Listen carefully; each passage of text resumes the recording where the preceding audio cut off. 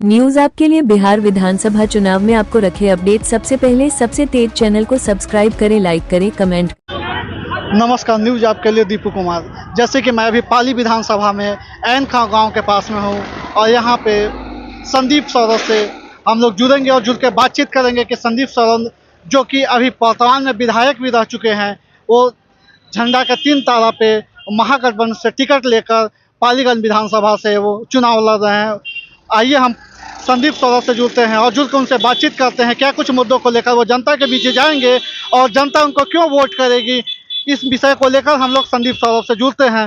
जनसंपर्क कर रहे हैं लोगों का बढ़िया जो है कि माहौल बना हुआ है, काफी लोग जो है कि आपके साथ चल रहे हैं।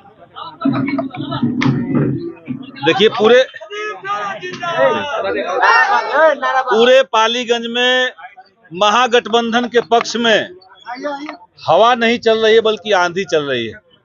और इस बार पालीगंज के नौजवानों ने, यहाँ के किसान मजदूरों ने, सभी जनता ने तय कर लिया है कि पालीगंज में एक बार फिर से महागठबंधन को भारी मतों से विजय बनाना है और पूरे बिहार के अंदर तेजस्वी यादव की सरकार, महागठबंधन की सरकार हम लोग को बनाना है।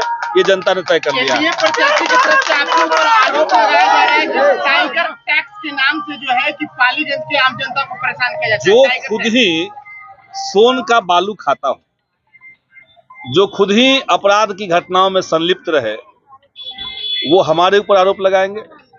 पूरे बिहार के अंदर भ्रष्टाचार है, हम यहाँ ब्लॉक और थाने से जाकर के पैसा ले रहे हैं, तो ये कहने की बात है उनके पास। चूंकि कोई मुद्दा नहीं है तो हमारे ऊपर मनगढ़ंत आरोप कुछ लोग लगाना चाहते हैं।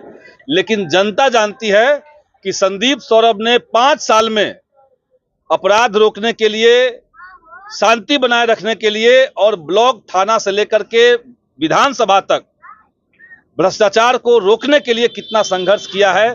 5-5 हजार लोगों के साथ हमने ब्लॉक का घेराबंदी भी किया है। तो हम लोग तो लड़ रहे हैं, लेकिन नीतीश कुमार की शासन व्यवस्था, अफसरशाही जिसमें इतनी हावी है कि आज कहीं भी चले जाइए, किसी विभाग में, किसी जिले में चले जाइए, किसी थाने में चले जाइए, सभी जगह पर भ्रष्टाचार का बोलबाला है। तो हम लोग चाहते हैं कि उसको रोके। अब विपक्ष के लोग कह रहे हैं कि हम बाहरी हैं। जो कह रहे हैं कि बाहरी हैं, आप समझिए कि हम लोग तो कम से कम पटना जिला के हैं, वो तो खुद अरवल जिला के हैं। हम लोग तो पाटलिपुत्रा लोकसभा से हैं, वो खुद अरवल जहानाबाद लोकसभा से आते हैं। तो बाहरी भीतरी का कोई मसला नहीं है। समर्थक कह रहा है कि सुनील यादव एक बाहुबली नेता है, उसको पास जाएंगे तो डंडा से खरीदेगा, इस पे आप क्या कहिएगा? एकदम खदेड़ेगा। समर्थक कह रहे हैं तो आप समर्थक की बात सुनिए, जनता की बात सुनिए।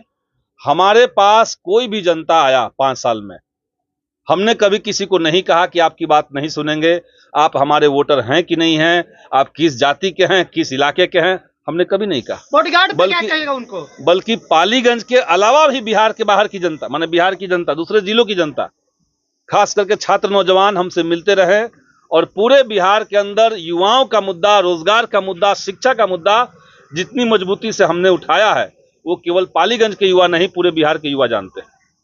सर, बीन समाज के जब हरा ढेबरा पर प्रशासन के लोग मार रहे थे, आपने जो है सदन में आवाज उठाया था और यहाँ के लोग कह रहे हैं कि सदन में आवाज नहीं उठाते, आप उस समाज को उठाए थे। ये कोई नहीं कह सकता कि संदीप सौरभ आवाज नहीं उठाते हैं। हमसे पहले पालीगंज के किसी प्रतिनिधि ने विधानसभा में इतने मुद्दे नहीं उठाए होंगे। और हम केवल मुद्दा उठाने के लिए नहीं उठाए, जिस भी मुद्दे को हमने उठाया है उस मुद्दे पर हमने कार्रवाई भी करवाई है। हमने समदा में पुल का मुद्दा उठाया, आज समदा में पुल बन रहा है।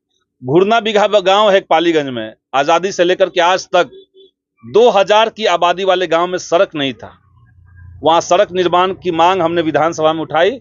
आज उस गांव में आप जाएंगे तो 4 चक्का से आसानी से गांव में घुस सकते हैं, तो वहां सड़क हम लोगों ने बनवाया।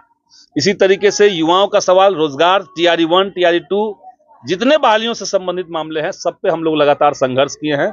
कुछ मामले बाकी हैं और हमारे साथ केवल पालीगंज के युवा नहीं है, पूरे बिहार के नौजवानों का उम्मीद लगा हुआ है कि संदीप सौरभ दोबारा से सदन में जाएगा तो उनके मुद्दे को उठाया जाएगा और उनके संघर्ष को आगे बढ़ाया जाएगा। आपका सर चुनाव चिन्ह कितने नंबर पर है और पालीगंज विधानसभा के जनता को लास्ट में क्या कहना चाहेंगे? 2 नंबर पर झंडे के ऊपर 3 तारा चुनाव चिन्ह है। और ये जो 3 तारा है, ऐसे ही 3 तारा नहीं है, इसका जो 1 तारा है वो शिक्षा के अधिकार को बुलंदी देगा, शिक्षा को बेहतर करने के लिए है।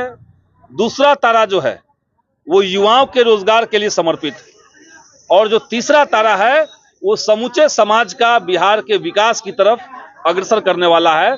तो ये 3 तारे का मतलब हम लोग यही समझते हैं, झंडे के ऊपर 3 तारा चुनाव चिन्ह है, 2 नंबर बैलेट पेपर पे आएगा। विधानसभा के क्षेत्र को क्या कहेगा?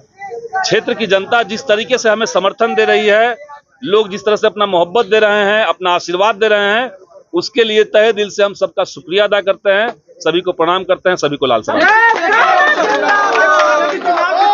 जो काम बाकी है इलाके में उसको हम लोग करवाएंगे। कई गांव में सड़क का कुछ काम बाकी है, उसको हम लोग करवाएंगे। पालीगंज में डिग्री कॉलेज की स्थापना हो ताकि यहाँ के युवा ग्रेजुएशन की पढ़ाई करने के लिए बाहर न जाए, जिनके पास जेब में इतना पैसा नहीं है कि वो पटना में जाके पढ़ाई कर सके, वो सब लोग यहाँ पढ़ाई कर लें, ये हम लोग चाहते हैं।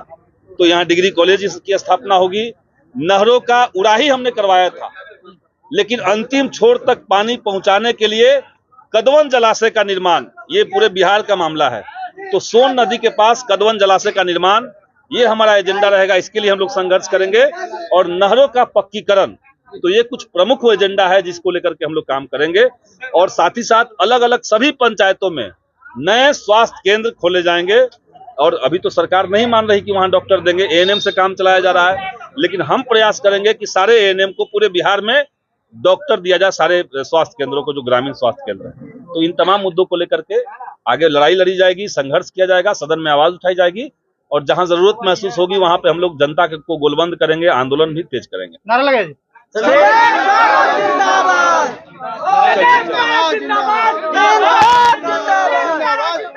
तो आपने साफ शब्दों में सुना कि संदीप सौरभ ने क्या कुछ कहा, किन मुद्दों को लेकर वो जनता के बीच जाएंगे और जनता उनको क्यों वोट करेगी। इसी तरह की खबरों के लिए बने रहेंगे न्यूज आपके लिए। दीपू कुमार, सब्सक्राइब करें, लाइक करें, कमेंट करें और हमें बताएं आप पालीगंज विधानसभा से हैं तो आप मुझे बताएंगे कि आप किन को वोट करना चाहते हैं, किन के आपके जनप्रतिनिधि आपके लोकप्रिय हैं। धन्यवाद।